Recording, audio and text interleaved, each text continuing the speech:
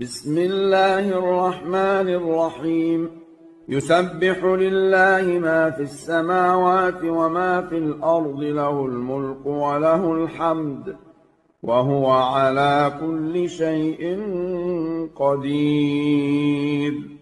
هو الذي خلقكم فمنكم كافر ومنكم مؤمن، والله بما تعملون بصير.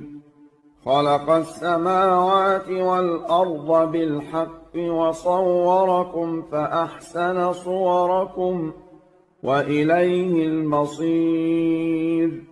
يعلم ما في السماوات والأرض ويعلم ما تسرون وما تعلنون، والله عليم بذات الصدور.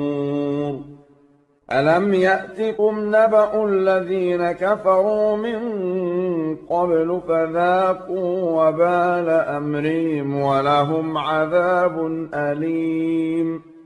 ذلك بأنه كانت تأتيهم رسلهم بالبينات فقالوا أبشر يهدوننا فكفروا وتولوا واستغنى الله، والله غني حميد. زعم الذين كفروا أن لن يبعثوا، قل بلى وربي لتبعثن ثم لتنبؤن بما عملتم، وذلك على الله يسير. فآمنوا بالله ورسوله والنور الذي أنزلنا، والله بما تعملون خبير. يوم يجمعكم ليوم الجمع، ذلك يوم التغابن.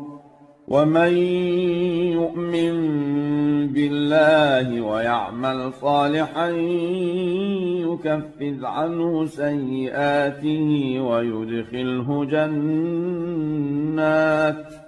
ويدخله جنات تجري من تحتها الأنهار خالدين فيها أبدا، ذلك الفوز العظيم. والذين كفروا وكذبوا بآياتنا أولئك أصحاب النار خالدين فيها، وبئس المصير. ما أصاب من مصيبة إلا بإذن الله، ومن يؤمن بالله يهد قلبه، والله بكل شيء عليم. وأطيعوا الله وأطيعوا الرسول، فإن توليتم فإنما على رسولنا البلاغ المبين. الله لا إله إلا هو، وعلى الله فليتوكل المؤمنون. يا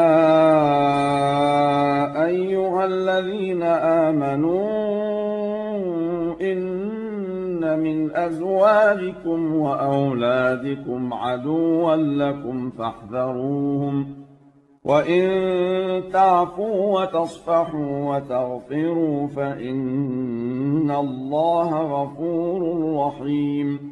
إنما أموالكم وأولادكم فتنة، والله عنده أجر عظيم.